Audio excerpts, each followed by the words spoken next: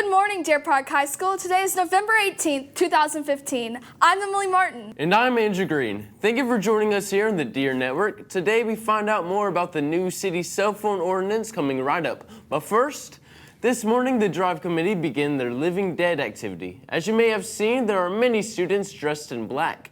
These students are representing the deaths caused by DUIs.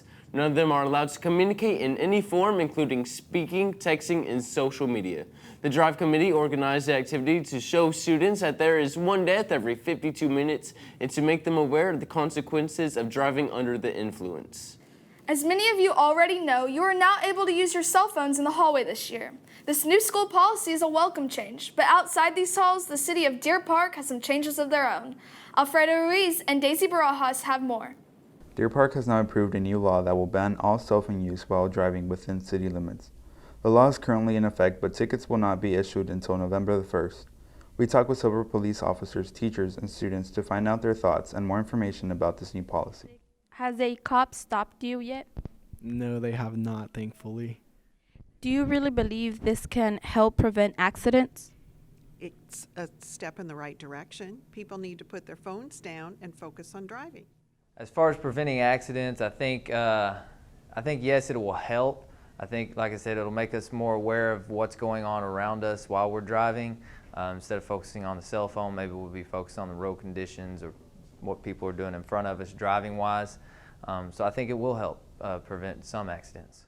I do find the city ordinance fair. I think it's easily followed. It's plain language, so people will be able to understand it, and they'll be able to easily comply with it.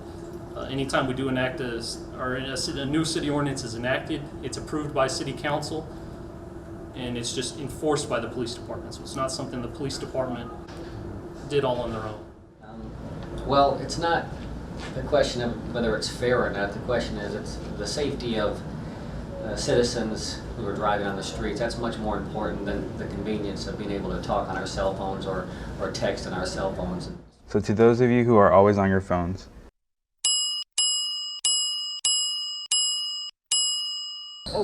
I'm not driving. we may not all agree with this new law, but it can help prevent many accidents and help save lives. So next time you're driving in Deer Park, put your cell phones away, save yourself a ticket, and keep others out of danger. This is Daisy Barajas and Alfredo Ruiz signing out for the Deer Network. Thanks for the heads up, guys. Remember, with great power comes great responsibility. Now to something a little bit more exciting. Starting tomorrow through Saturday, the Improv team will be performing inside the Black Box at 7 p.m. Tickets are purchased at the door for $4, but wait, there's more.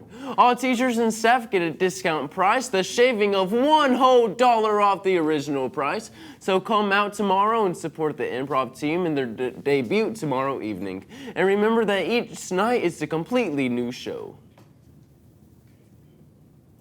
This past Saturday, Ronda Rousey went one-on-one against the preacher's daughter, Holm, for the Women's UFC Bantamweight Championship. Both women walked into the contest undefeated. Despite Rousey being heavily favored, Holm came in charging and landed a devastating head kick for the second-round knockout. Speaking of sports, let's head to our Deer Park Sports with Andrew Green. Thank you, Andrew.